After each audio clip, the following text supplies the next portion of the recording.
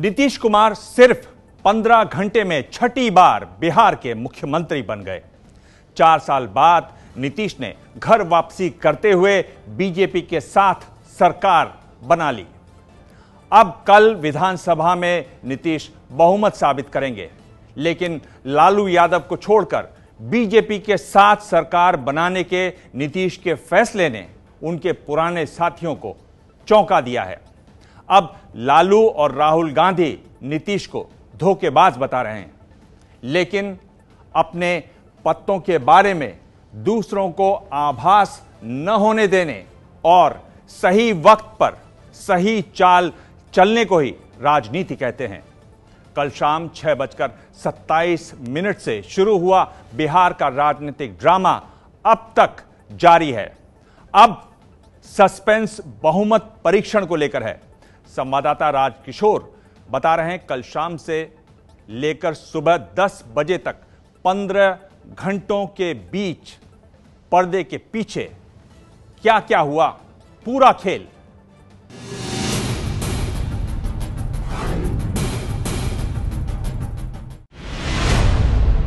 क्यों टूटी नीतीश और लालू की 20 महीने पुरानी दोस्ती? कई तरह की कठिनाइयों को हम झेलते रहे, वो एक अलग बात है। क्या है नीतीश लालू के गठबंधन टूटने में पर्दे के पीछे की कहानी? तेजस्वी एक बहाना था, इनको बीजेपी के गोद में लाना था। दोस्ती टूटने के बाद लालू यादव जो आरोप अपने पुराने दोस्त नीतीश पर लगा रहे हैं, उसमें कितनी सच्चाई है? क्या वाकई नीतीश और बीजेपी के बीच कई महीनों पहले ही साथ आने की बात हो गई थी? हम आपको उन 4 किरदारों के बारे में बताते हैं जिन्होंने नीतीश की घर वापसी में बेहद अहम भूमिका निभाई है। पहले हैं प्रधानमंत्री नरेंद्र मोदी, दूसरे हैं तब बिहार के राज्यपाल रामनाथ कोविंद, तीसरे हैं वित्त मंत्री अरुण जेटली और चौथे हैं राज्यसभा सांसद भूपेंद्र यादव। लालू का नीतीश से अलग होना करीब 6 महीने पहले ही तय हो चुका था। लालू परिवार की हेकड़ी और आरजेडी की जेडीयू पर बड़े भाई वाली धौंस ये नीतीश के लिए लगातार असहनीय होती चली जा रही थी। इस बीच ये खबरें आईं कि लालू नीतीश सरकार को गिराने की कोशिश में भी जुटे हुए हैं। इन कथित आरोपों के बाद ये काम और आसान हो गया। हालात ऐसे हो गए थे कि नीतीश का दम घुटता ही जा रहा था। ऐसे में नीतीश ने सुरक्षित और सम्मानित रास्ता चुना। दरअसल तेजस्वी यादव का मुद्दा तो सिर्फ मौका है, वरना राष्ट्रपति के चुनाव ने ही नीतीश के एनडीए में शामिल होने का रास्ता बना दिया था। 132 विधायकों का समर्थन पत्र सौंप दिया है। उनके पास विधायक का वो तो 107 भी नहीं है।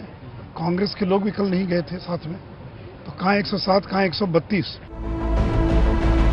नीतीश के साथ पुरानी दोस्ती को परवान चढ़ाने में अरुण जेटली और भूपेंद्र यादव ने भी बड़ी अहम भूमिका निभाई, लेकिन इसके पीछे तब बिहार के राज्यपाल और अब राष्ट्रपति रामनाथ कोविंद के साथ नीतीश की केमिस्ट्री ने भी जबरदस्त काम किया।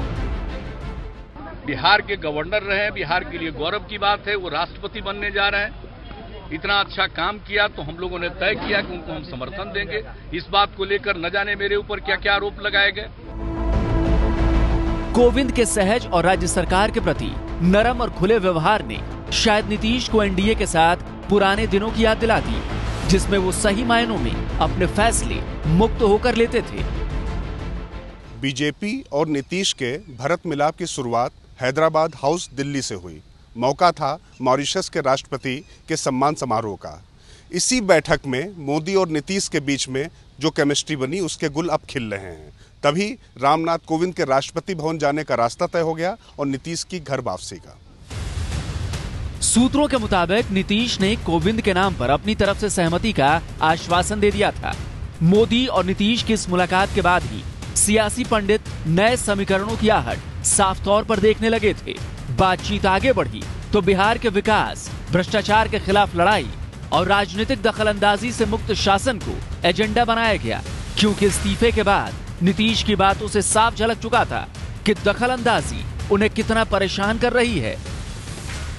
जितना दूर तक संभव हुआ हमने निभाया है और पूरी मजबूती और निष्ठा के साथ निभाया है। अब इसके आगे संभव नहीं था, इसलिए मैंने त्याग पत्र दे दिया। दरअसल हालत ये हो गई थी कि डीएम, एसपी और थानाध्यक्ष से लेकर तहसीलदार तक के पदों पर आरजेडी की दादागिरी चल रही थी। यही नहीं, लालू परिवार की तरफ से लगातार सीएम पद के लिए युवा को लाने की आवाज उठती रहती थी। यानी संकेत साफ था, लालू यादव और राबड़ी देवी तेजस्वी को भावी सीएम के रूप में देख रहे थे। नीतीश आरजेडी की दादागिरी से तो परेशान थे ही, उत्तर प्रदेश समेत 4 राज्यों के चुनावों ने देश में सियासत की तस्वीर और स्पष्ट कर दी।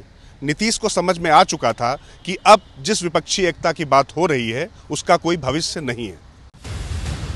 मोदी के खिलाफ जिस महागठबंधन का चेहरा नीतीश को बनाए जाने की बात कही जा रही थी, उसका अस्तित्व ही खतरे में था। देश में जिस तरह मोदी लहर का आकार बढ़ रहा था और विपक्षी एकता आकार लेने से पहले ही दम तोड़ रही थी, उससे तो साफ था कि आने वाले समय में विपक्ष के सामने खड़े होने का संकट भी गहराता जा रहा है। तो हम तो विपक्षी एकता के पक्ष कर रहे हैं, लेकिन किस प्रकार की विपक्षी एकता? विपक्षी एकता का कोई एजेंडा होना चाहिए, मैं तो शुरू से कह रहा हूं।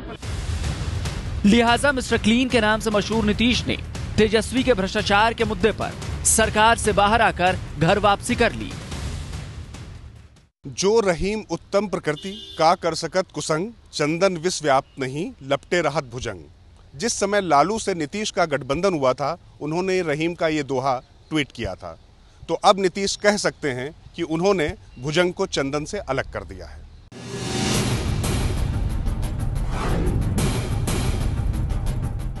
ये है एबीपी न्यूज, आपको रखे आगे।